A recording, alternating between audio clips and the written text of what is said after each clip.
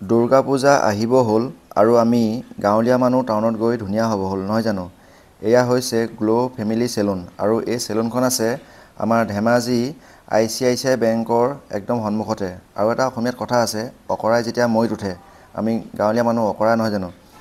তেওঁ হৈছে বিনন্দ মিলি অনাৰ হয় আৰু তেওঁ দুৰ্গা পূজাৰ কাৰণে সকলোৰ বাবে হেভি ডিছকাউণ্ট দিছে, পূজা ডিছকাউণ্ট। আৰু এয়া দেখিছে আমাৰ ডাঙৰ বেটা চিনজন, সি অকল হেয়াৰ ৱাশ্বিং কৰাই ল'লে আৰু কেনেকৈ কৰিছে তেওঁলোকে মই অকণমান দেখাইছোঁ আপোনালোকক, চাওক। আৰু এয়া টিকুৱে দেখিছে কি সুন্দৰকৈ পাতি দিছে। আৰু এটা কথা, এই পইণ্টটো হৈছে ঘপককৈ মানে গাঁৱলীয়া মানুহ জিৰ'ৰ পৰা হিৰ' হোৱা পইণ্ট। আৰু আপোনালোকে সকলোৱে যাব তাত গ্ল' ফেমিলি চেলুনলৈ, কাৰণ তাত পূজা বুলি হেভি ডিছকাউণ্ট দিছে। আৰু এয়া দেখিছে তেওঁ হৈছে RC মানে ৰাজ চেতিয়া। আৰু চাওক ৰজনীকান্তৰ ষ্টাইলত তেওঁ মানে কেঁচিখন ঘূৰাইছে। R মানে ৰজনীকান্ত, R মানে ৰাজ নহয় জানো।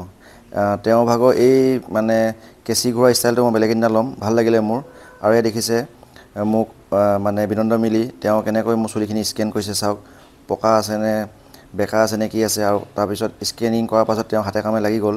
আৰু দেখিছে, যিহেতু মই এজন গাঁৱলীয়া, গছ তলত আৰু আইনা আগত বহি চুলি কটোৱা, এইবাৰ হৈছে মোৰ ফাৰ্ষ্ট টাইম চেলুনত এইটো এক্সপিৰিয়েঞ্চ লোৱা, মানে মজা লোৱা। আৰু এটা কথা ভাল লাগিল, তেওঁলোকৰ যিটো মানে ৱৰ্কিং কোৱালিটি বহুতেই ভাল, মানে বহুতেই ভাল।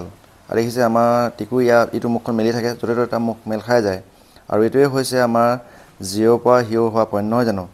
আৰু যিহেতু দুৰ্গা পূজা আহি আছে, আপোনালোকে অকল কাপোৰ কিনিলেই নহ'ব, আপোনালোকে কাপোৰৰ লগতে আপোনালোকৰ চুলি আৰু মুখখন মিলিব লাগিব, তেতিয়াই ভাল লাগিব নহয় জানো। সেইকাৰণে গ্ল' ফেমিলি চেলুনে হেভি ডিছকাউণ্ট দিছে, আপোনালোকে আগত বনি লওক আৰু দেখাই দিয়ক। আৰু ইয়াৰ পাছত মই আপোনালোকক মোৰ মিছেছ তাই যেনেকৈ ফেচিয়েল কৰিছিলে তাক দেখাম।